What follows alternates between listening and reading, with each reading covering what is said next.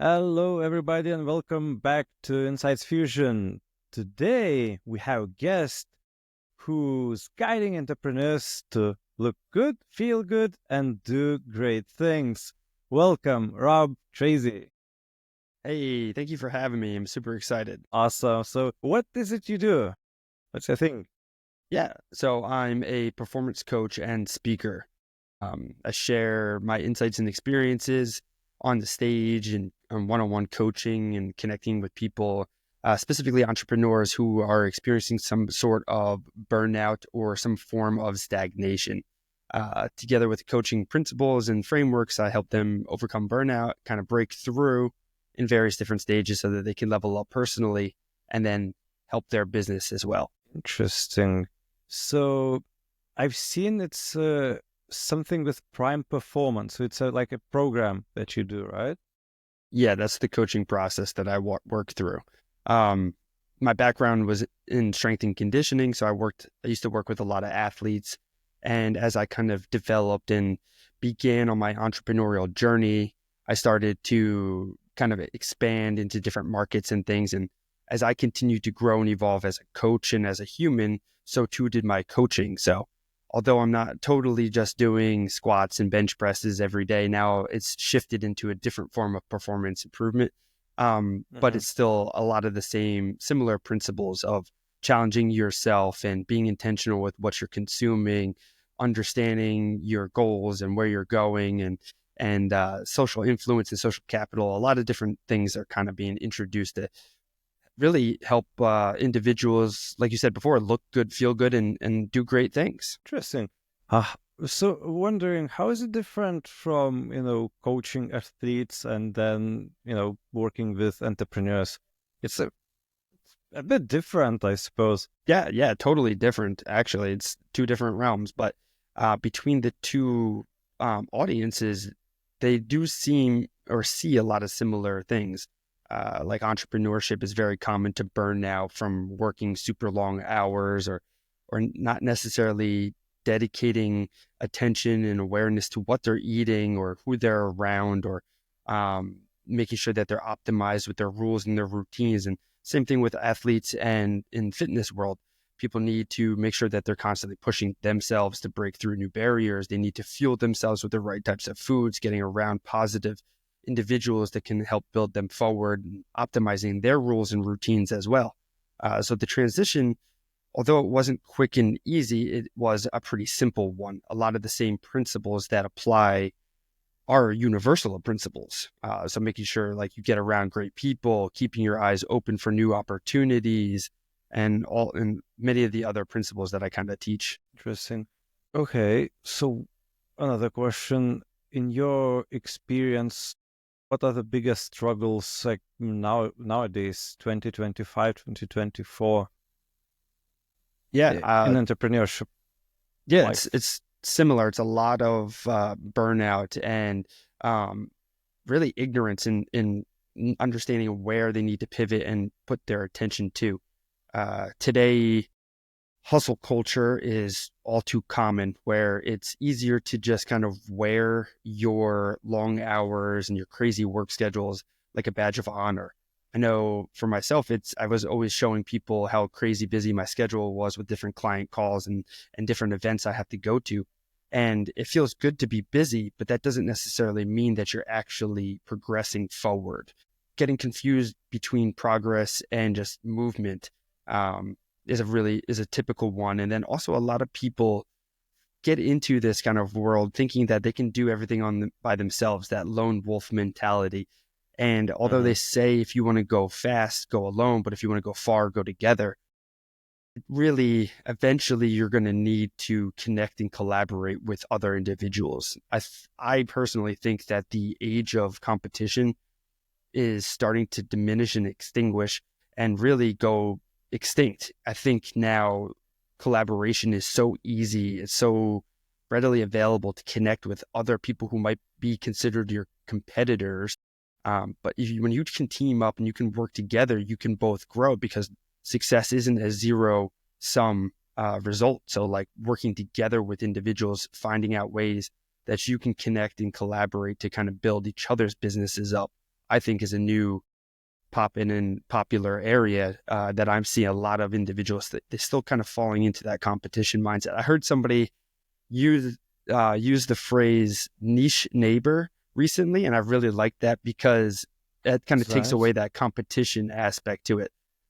Because there are tons of coaches and different entrepreneurs in the same world and industry as me, but like you could say the same exact thing that I'm saying and teaching, but because of my experiences and my stories and how I can relate to certain audiences differently, I can have a better impact than other coaches that are doing the same thing. Definitely. Like it's from your own perspective, so on your own experiences.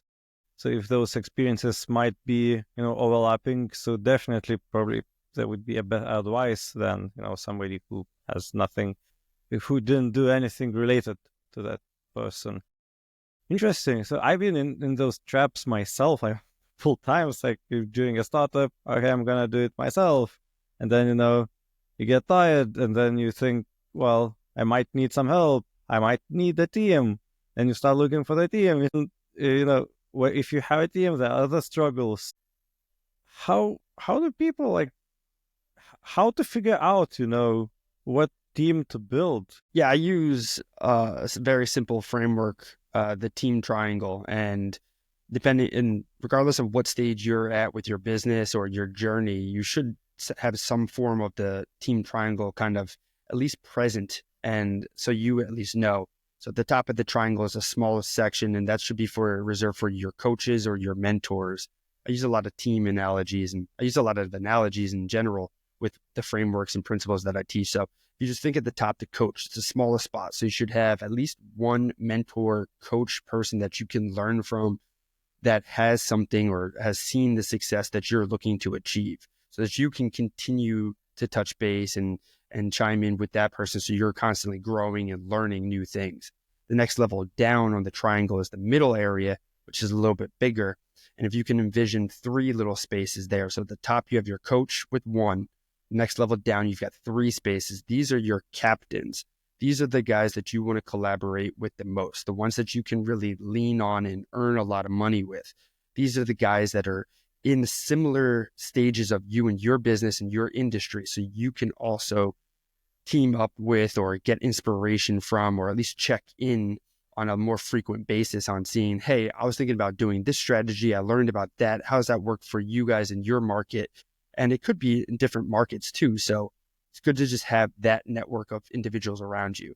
And then finally, the base of the triangle or the team triangle is really the crowd. So this should be at least five people that you can relate back to, that can hold you accountable, that can motivate you, that can cheer you on from the sidelines. These are your friends, your families that are supporting, sharing, and joining in with the different adventures and softwares and different things that you've got going on. Once you can connect you to bigger and broader audiences. And once you have that kind of framework down, then either getting into different parts of your team, like assistants or diversing your team into different like marketing sections and things like that, that can kind of come secondary. Interesting. So it's kind of like making a cluster in that triangle middle area, right? So it's people who are not competing but could help each other and like does the similar thing, right? Something like that. Yeah. Okay. But we're talking not like a founding team. It's more like your circle of people whom you can cooperate and do something. It's not like a bunch of people who are building the same one company. Exactly. Yeah. So this is more on like the personal scale. So you as an individual. I've seen on your profile mentioned networking and personal growing. So how people can do get into the networking? It's the word is common, but when you start thinking how to actually do that, it's not really that straightforward anymore. Yeah. I mean, so I guess networking kind of gets like a dirty lens put over it. A lot of people think of networking events and they think of you going and there's just like a long list of typically like lawyers or realtors looking to just give you a business card and not really connect on any kind of level. And unfortunately, that's kind of what things have become, because people will go to different networking events just looking for clients and looking for people to sell their package or their program or whatever it is to. But I take a different approach to these networking events, and I look at I just look at network in general. This is everybody that you're connected to. So from people that you do business with, to people that you hang out with personally, to people that you've gone through schooling and education and different courses and classes and things with. Your network is your connection of connections, really. And when you take a different approach to going to level up your network, to meet new people, you kind of have to shift your mindset from going to sell to somebody to going to creating a relationship with somebody. So when I go to networking events, or if I go to conferences or workshops or different kinds of events, I don't go to looking to sell exactly what I'm selling to people. I go to find genuine connections. I like to look and see like, okay, who have I talked to that would be cool enough, or that I'd want to go get sushi with. I love sushi. I love going to like business lunches and things. So like, if I can go to an event and I can like genuinely meet somebody and make a good connection where I can relate to that individual, something that they've got going on. If I can make that, then that relationship pays itself back, because that person is going to be way more likely to like you and trust you once they know that you guys can relate on different levels. And then once they know, like, and trust you, that's where you can eventually get referrals. You can ask people to run through samples of your software, your program, or whatever you may be working with. And that's how you can really stay top of mind and connect and ask for referrals. At least for me in my business, word of mouth and referrals has been one of the strongest sources of organic growth. So the better that I can expand my network and tend to those connections and relationships, the better my business does. Interesting. Makes a lot of sense. Okay, and follow-up question. Okay, so now we established that basically you can go and make friends and, build those meaningful connections. But instead of selling to them, but then, okay, so the show ends, like a seminar or something like that, it ends and you go home. What's the normal frequency of pinging those people? Like, how frequently you should meet them? Because I imagine you can build a really large network, and then the question is, when do you actually work in that case, if you have too many? So, I mean, this might not be the best answer, but what I see is the correct answer is it kind of depends. So like, you go and you connect and you meet with a lot of people. If you're making deep relationships, like, take a little bit of a note, take 2 seconds to leave a little voice note. Like, oh, I met Jason at the event. He did X, Y, and Z. He was in this industry. He might have connections to X, Y, and Z or ABC, and like, make little notes. And then when you follow back up, like, I would imagine you grab someone's LinkedIn or someone's email or phone number.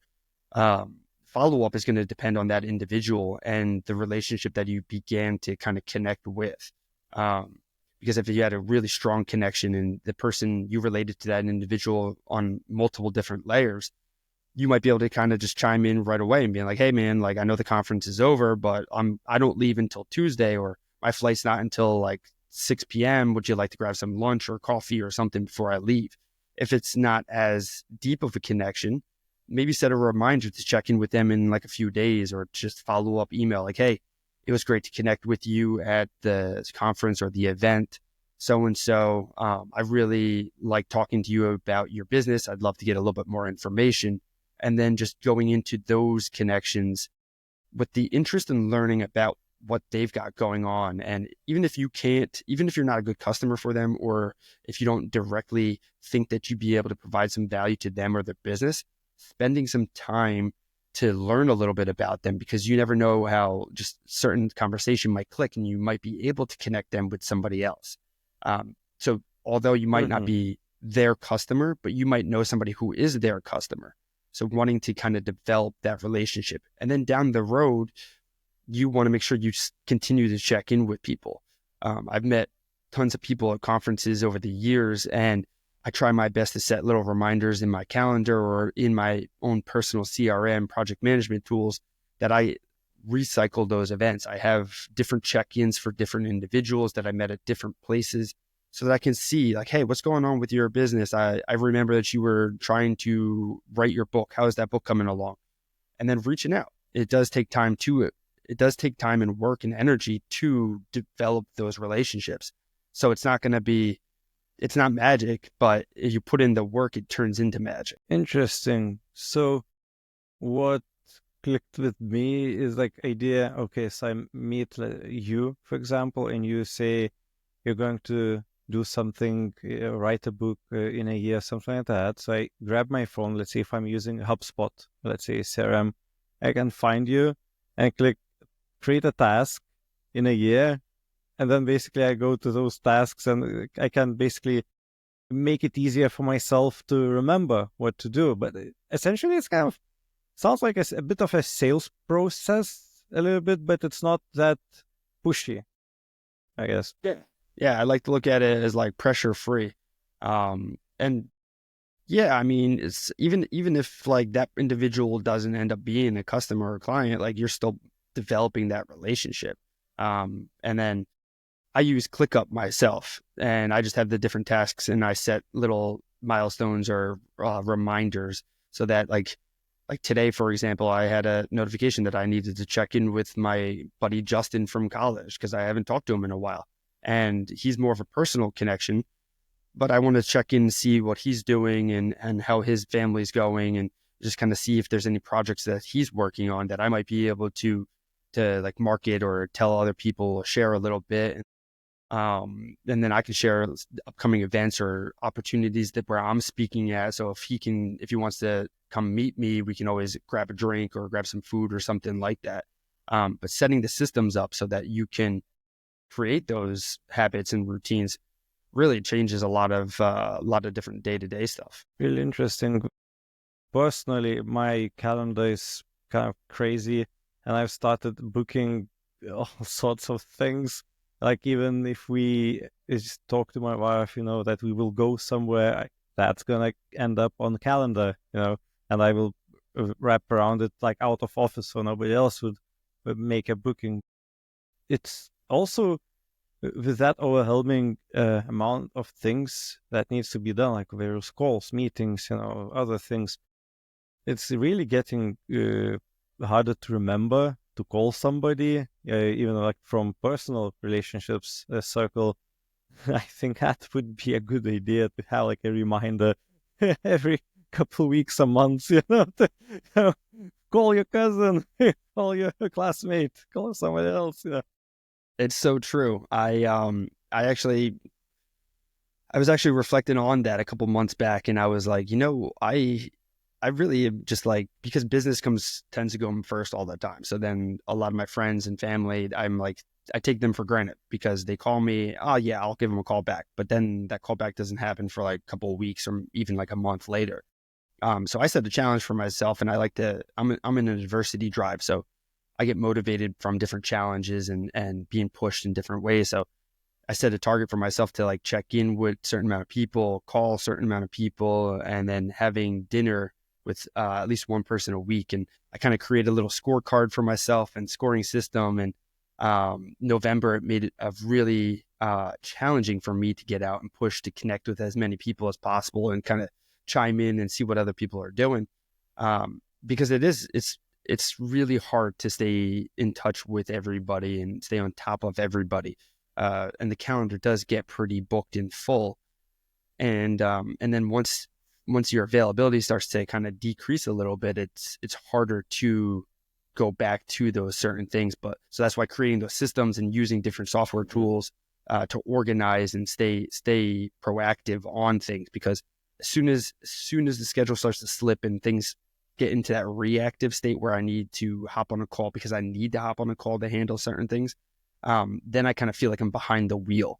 So the more that I can put things front loading and attacking it and being proactive, and that really helps line things up. So it's boom, boom, boom, boom, boom.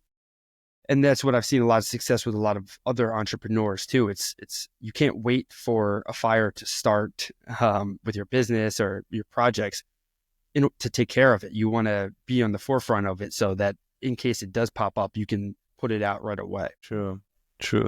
If somebody told me this like 5-7 years ago, that this will be that complicated to remember to call somebody, I wouldn't believe, like, no way.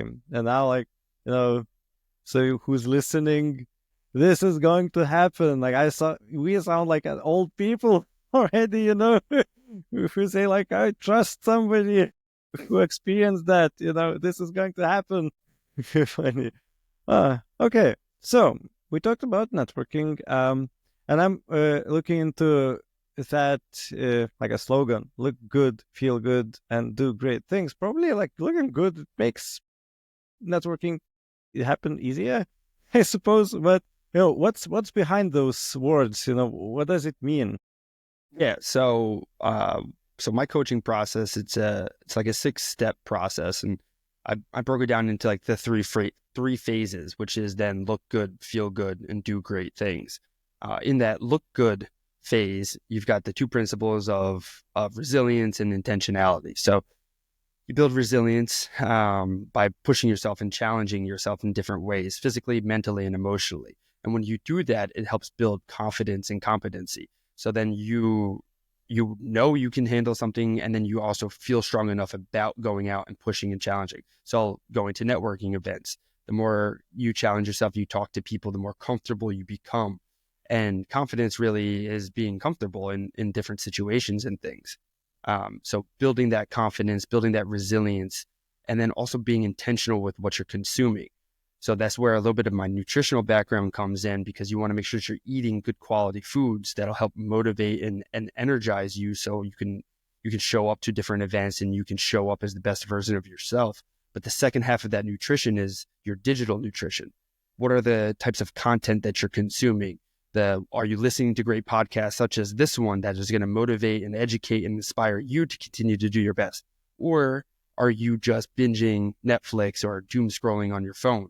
Because that's content too, and that's going to affect your motivation and your energy levels as well. You might be turning your brain off at the end of the day and just doom scrolling because you will need a break from your busy work schedule. But if you're in a sprint season where you really need to make a push and you need to make sales or you need to go out and do presentations, turning your brain off at the end of the day might not help you get the good night's rest or motivate you to show up stronger tomorrow for those situations. So that first phase is that looking good, because when you're confident and you're energized, you look good. You have that energy and you're confident. And then the second phase is that feeling good phase. And in this phase, we look at two other principles, which is that clarity, really understanding who you are, the life that you're trying to build, the goals you're trying to achieve, and really understanding your strengths and your weaknesses. Because when you know yourself a little bit deeper, that allows you to make better decisions. And once you're making better decisions on where you're trying to go and such, now you can start to optimize and improve your efficiency of your rules and your routines or your habits and your schedules.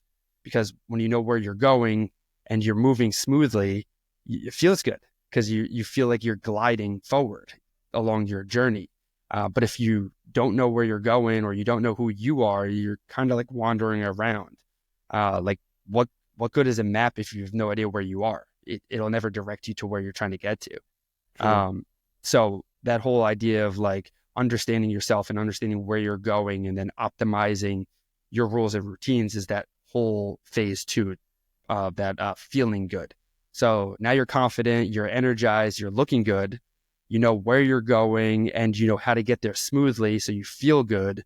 Now you get into that doing great things, which is all about the 2 principles of social capital and your social influence, being able to connect with individuals through networking and how to have better conversations and how to understand power dynamics and influence tactics, so that you can convey influence in helping people make better decisions or helping yourself set yourself up for better situations. That's that social principle. And then the last one is that opportunity creation. So once you get around better people, opportunities are all around us. Like I was saying before, where competition is kind of dead in my eyes and I see collaboration everywhere.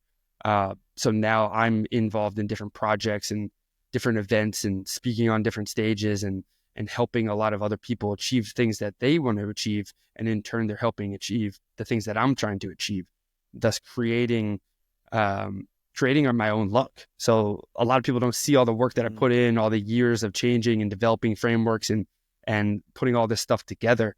They just see kind of like the overnight success, like, oh, gaining more followers, and he's on this stage, he's over in this state, in that country, he's doing all these different things. And people are like, oh, Rob's just super lucky. I am really lucky, but I also do put a lot of work into everything. Yeah, luck likes people who put effort. Yeah. Just to me, that luck is when preparation meets opportunity. So if you've done everything from the look good and feel good, and you're connected with a lot of great people, your prep is already prepared. And now opportunity starts to pop up, and you just got to keep your eyes open for that opportunity. And then you look like you're super lucky. Your business is growing, your clients are being successful, your products are selling, all those things. And it starts to move pretty quickly. And to others on the outside, it looks like magic. Exactly. Even if you get opportunity after opportunity, if you're not ready, not prepared, haven't done your homework, you're not gonna do anything with that opportunity. It will be wasted. Yeah. Stay ready so you don't have to get ready, right? Yeah, exactly. How long does it take? Like, this framework makes sense, but somebody starts like, how long does it take for someone to transform from, randomly working, being busy and wearing that medal of honor of working long hours into somebody who looks good and feels good and actually is ready for opportunities? Yeah, I mean, I wish I could just tell you like, boom, this magic works in like 6 weeks and all of a sudden all your issues and problems are solved. But the correct answer is it depends. So it depends on the individual, where they're starting at. Where are they currently in like the burnout and overworked, and do they know where they're trying to go? Do they have their schedule optimized? Do they have their habits in place? Do they have a good network? Do they have nothing? Are they starting from ground zero? And then where are they trying to get to? Are they just trying to sell 1,000 units of their product, or are they trying to make $1 million? Where are they going to? So I don't know. So I can't put a timeline on it. And then also, what is their effort level? Are they someone who's so ingrained on just grind, and they don't have the time to dedicate to the work that they need to kind of start to exponentially evolve? Or are they kind of lazy? Or is it going to take them longer to do the work to kind of check in and bring that awareness to the different sections? I don't know. So most people start to see some success pretty quickly once they begin to implement the exercises and the awareness, and they start to get the ball rolling. And then it becomes like a cyclical thing, because they achieve their first milestone. Now they're looking ahead, trying to decide, do I go to this one? Do I go to that one? How should I pivot? How should I grow? Where do I grow? What are the new things I need to do? And then it's, hey, we got to check back in. We've been super busy on this thing. Are we neglecting some of those areas? And for myself, I was just coming through like a sprint season of traveling and teaching and doing different things. And right now I'm shifting seasons into a more nurturing stage, so that all my new clients that have been onboarded, and I'm working with making sure that everyone's up to par and they're comfortable and things like that, because I can't just immediately go back out and hit the road again. I need to spend some time here. So some of my goals kind of shift and change a little bit with my assistants. How are they onboarded and smoothed out? Are my podcast episodes getting edited and produced and functioning well? Or do I need to still show some little bit here and there? So it kind of depends on the individual. That's interesting. Well, you touched the burn down part. How bad is the burnout for those who never really experienced burnout? It might look like, you get really tired, so like you feel bad. So what is it? Yeah. Well, again, I sound like a terrible guest, but I apologize. It appears in a lot of different ways. So I kind of quickly ran through those 6 principles that I kind of teach by. But if you just look at the opposite of those, those are some pretty common faces that burnout shows up as: instability for physical, mental, emotional. Some people are quick fuses. They lose their temper. They struggle to show up at a strong stance. They can't handle a lot of things. So that kind of individual is where something doesn't go to plan and their day is deterred by the slightest little bit, and then the whole thing is chaotic, and then they have to like restart the next day. And they're the kind of person who struggles to kind of get traction because they keep getting derailed all the time. Somebody else who's struggling with the energy might be fatigued. They might not be consuming or the good kinds of content or types of food that energize them. So the burnout is like them waking up more tired than they were going to sleep. And that individual is not motivated, not educated. They're just kind of complacent with everything, and they're not pushing forward, and they feel lethargic and drained. And then somebody else who doesn't know where they're trying to get to, they might just feel like there is no next level. They might feel like they're stuck in their position. They might feel like their business is stalling and they can't grow because they can't see the new levels that are behind the curtain. So then that discourages any opening up, and they just get very flatlined. It could be somebody who's very chaotic. Their schedule could be erratic and they don't have anything kind of lined up or scheduled. Their habits might be a mess. They might wake up at like 4 a.m. one day to go to the gym and to get everything all repped up and ready. Then the next day they might be sleeping in until 2 p.m. They might not have those things down pat. And for them, that burnout comes with that, not unable to kind of get their schedule on track and to build that consistency, which is needed in business. And then other people, it could be isolation. They don't have any connections because they're going at it the lone wolf approach, and they're stuck. They're struggling to do everything themselves, and they're burnt out because they're all alone. And then others, it could also be that lack of opportunity where they don't see what's around them. They keep missing the different opportunities. They see so-and-so on social media whose business is taking off, or they're selling all these different products. And then they start to look into like, hey, I have all the same stuff, but why isn't mine happening? And that burnout becomes frustration and then resentment towards themselves and their own business. So sorry for taking up a huge chunk of time, but burnout can really come a lot of different faces there. I'm sitting here listening, and I think like I can't figure out why you're saying you're a bad guest, because this is a great information and a lot of it, and it's really detailed answers. So I would say like a really good guest. I enjoy listening, you know. Thank you. I appreciate that. Yeah.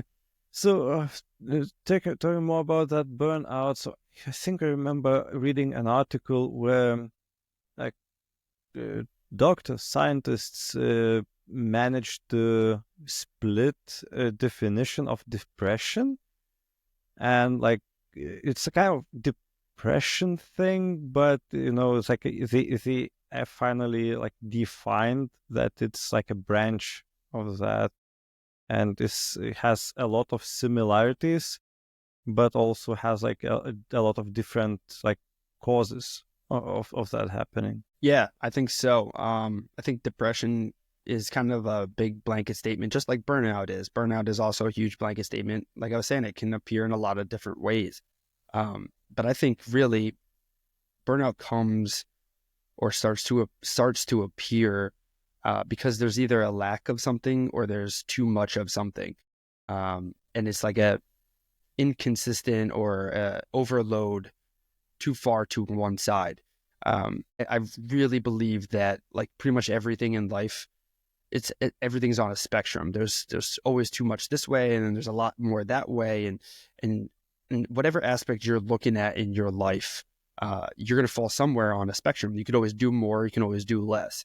And I think really burnout comes up and appears when too much is going on and there's not enough movement, or if it's too stagnant in those different areas. And then lacking that awareness too. I think self-awareness and just awareness in different aspects is really the key to preventing the burnout, because once you know where you're currently at and you really understand your boundaries, it makes it easier for you to kind of determine what needs to be happening. So like when I was suffering the worst in my burnout, I was working 15-hour days, like back-to-back clients, for 7 days a week for about 3 years. And at the time, my only goal was to make more money. So I kept ratcheting up that income once I started making more, and then it kept getting pushed back. And I never set a boundary for myself. I was never like, okay, I'm going to push to acquire a bunch of more clients for this time period. It was just, I need more endlessly. And that never put that bookend or that deadline for me. So it was just nonstop. And then it just buried me. Now, when I have a new season, like I just said, I just finished up on the road a little bit. And now I'm kind of settling down into a nurturing season for myself and my new clients, and making sure my older clients are still progressing and moving forward. I'm gonna hit this season for probably about 2 months or so, and then it's gonna be time for me to ramp up and bring in the next level of people. So I got to start strategizing and getting into a more creative state, looking at new webinars, new funnels, new marketing strategies, new events that I want to host or be a part of, and that comes in a different season than right now. Interesting. Okay. Another question. Okay, when a person is working a lot, doing a lot of things happening, a lot of things around, and usually you do not realize that you're in trouble until you actually are in trouble, right? Mhm. So would you be like, do you have any advice or ideas, how one could, figure out when it's, time to bit the throttle down, maybe rethink something, and maybe even like start getting coaching sessions, something like that, or just, change something like. Yeah. I mean, the easiest thing to do is just to kind of just check in with yourself. Like literally sit down and just, I mean, I like to do like a journaling. I use my computer to type out kind of like, hey, how are things going? How is business going? How's my personal life going? How is my social life going? And just kind of like, I like to type it out, because when I type it out, it allows, there's a delay from my brain. So if I'm like, oh, everything's great, to when I type it out, when I say everything is great, there's like a little bit of a delay from me to type that out. And in that delay, it allows me to process a little bit better. So I kind of check in with myself for different time periods. I used to do daily check-ins, and then I was doing weekly check-ins. Sometimes I do monthly check-ins. It just kind of depends on the season, but that gives me that little bit of a snapshot. So when I do shift seasons, I do a reflection on what's been going on, to kind of check in and see. But then also, like, I've got coaches and mentors myself. So they're holding me accountable. They're checking in with me as well. And I've got different projects and things that I'm pushing for. So during those milestones or hitting those deadlines is a great time for me to kind of check in and see, like, hey, how do I pivot? Did I do well? Did I not do so well? How do I do something different or better next time? And then I also go to my coaches. I listen to great podcasts like this. I take notes and I pay attention to different strategies and things, and then I begin to implement those. But if you feel like you're starting to get burnt out, you most likely are already starting to be burnt out. So if you're starting to feel a little bit like that, it might be a good cue to like, hey, maybe I should bump things back. Because sometimes you might just be feeling a little tired, and you might just be like, man, I've been having back-to-back long days. And then you sit down, you reflect, you're like, wow, yeah, it's only Wednesday right now, but like yesterday, the day before, and today is just back to back to back. Like I might be burnt out. And then you might look and like, oh, tomorrow I have a day off, or tomorrow's my scheduled day for personal development, or tomorrow's Saturday. I got nothing on the calendar. I get to chill out. So like, it's hard to understand if you don't have that awareness. Probably if it's a Saturday and you don't have anything booked on your calendar and you're still feeling like crap about work, that's also a bad sign, probably. Yeah. Well, so then also that goes back to knowing yourself too. So when you do finish a tough season or a sprint season for work, like you got to know what re-energizes you.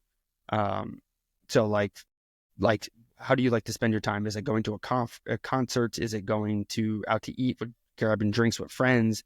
Is it spending some quality time with your family?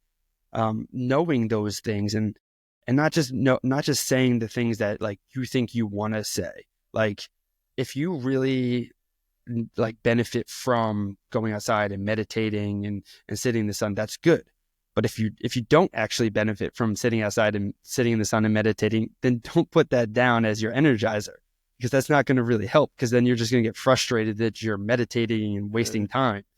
So you have to like pay attention to what works for you and really do those things when it's time. I tried meditation. It was exactly the same thing. And I was like, man, I cannot. Waste of time, need to do something else. You need to find what works for you, definitely. Not everything works for everybody the same. Okay, so you work with probably a lot of people, and what's the common thing? Is there a common thing that entrepreneurs are like, struggling with or failing with, and it's like a similar cure to it?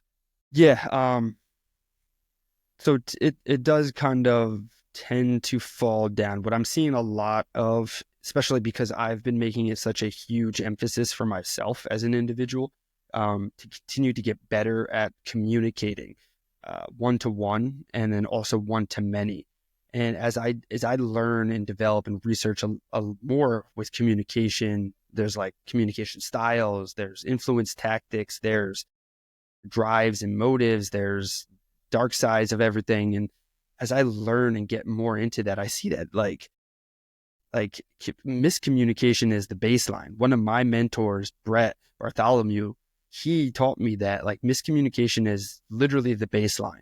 Like miscommunication causes most of the errors. It causes wars, it causes divorces, it causes businesses to fail. Whether businesses are bad at marketing or communicating their message or communicating their products and things like that. The better that you can get at communicating, the better that your business will be able to run, and the better that you'll be able to express the different things. Because even if you are burnt out, like how do you communicate? If you're working a 9-to-5, how do you communicate that with your boss or your employer? Or if you're in the position of running your business, how do you communicate that you're experiencing burnout to your employees? Or how do you just take a vacation or just disappear? And then your employees are like, man, that guy's the worst. He just takes a vacation whenever he wants. But if you can communicate a little bit better, then they'll understand like, oh yeah, he was just grinding really hard. Like he does have to go and recharge. And then having that better communication transfers over too, because then the employees are more comfortable communicating that with the employer as well. So I think I see that as the primary thing that a lot of people are struggling with. Because everybody thinks like, oh, I talk every day. I talk to so-and-so. I talk to my family. I talk to friends. I think I'm good at communicating. Are you? Or are you just in the habit of talking the way that you talk? And can you actually express yourself? And are you actually aware of what's going on? Exactly. Yeah, even like an example with, I can speak, therefore I can do podcast. Yeah. It turns out to be a bit harder than that. Yeah. Oh my gosh. I remember when I first started my podcast too, I was like, I didn't know how to ask questions. I didn't know how to prepare different topics for guests. And I was like such a mess. And it was fun, but it was a learning experience too. And like, because I want to make sure that my guests are having the best time too. I want to make sure that the audience is being able to connect with everybody, and without understanding how to communicate efficiently, it's hard to sometimes relate and do that. So it's been a journey, and it's like everything, it's a spectrum. So even with a lot of practice and continuing to get better at things, there's always so much more room to improve on. And just even knowing that, being aware of that in of itself is so powerful too. Right. So is there anything you could like advise to entrepreneurs or like aspiring people or just, everybody else who are listening? What would be your advice? Yeah, I mean, I would say like develop some sort of reflection practice, whether it is journaling or if it is meditation or if it's even just like pausing for 2 seconds in the morning or in the evening. Do something where you can kind of check in on yourself.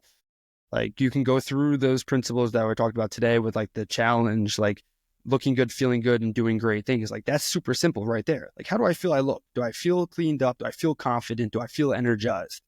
Yes, no? All right, maybe I need to check in on that. How do I feel? Do I feel good? Do I feel like I know what I'm doing? Do I feel like I'm moving smoothly?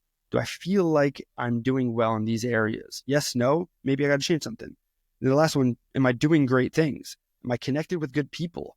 Am I taking on new opportunities? Am I helping other people? Am I giving back and doing this? Yes, no. Well, do I need to change something? And like, it could be as simple as that. It could take like 30 seconds or get a coach, find a mentor, just reach out to me and have a conversation. I can point you in the direction of some great research. I created a quiz that a lot of my clients go through multiple times a year to kind of check in, see it scores you on all of those principles. So you can see where are you scoring the strongest and then where are you scoring a little bit on the lower side. And then boom, right there, cut and paste right to you. It tells you, boom, this is where you need to spend more time focusing on. You are too far out of sync on this area. And then you can use that, or you can connect with other people, go back to your team triangle. Who's your coach, your mentor that you can ask for advice? Who are your captains that you can connect with and collaborate with and share? Who's in the crowd? Who's cheering you on? Who do you need to go to that can help motivate you to kind of get back up and get to that next level? There's a lot of things in there, but it starts with understanding yourself and knowing a little bit about your awareness. So that's where I think where everybody could benefit from starting. This is strong, really good words and really good advice. And it makes a lot of sense. Well, I also wanted to ask, so I will mention the links in the description, but maybe you can mention, where people can find you. Yeah. Yeah, the easiest places to check in with me is on social media. Typically hang out the most on Instagram and LinkedIn.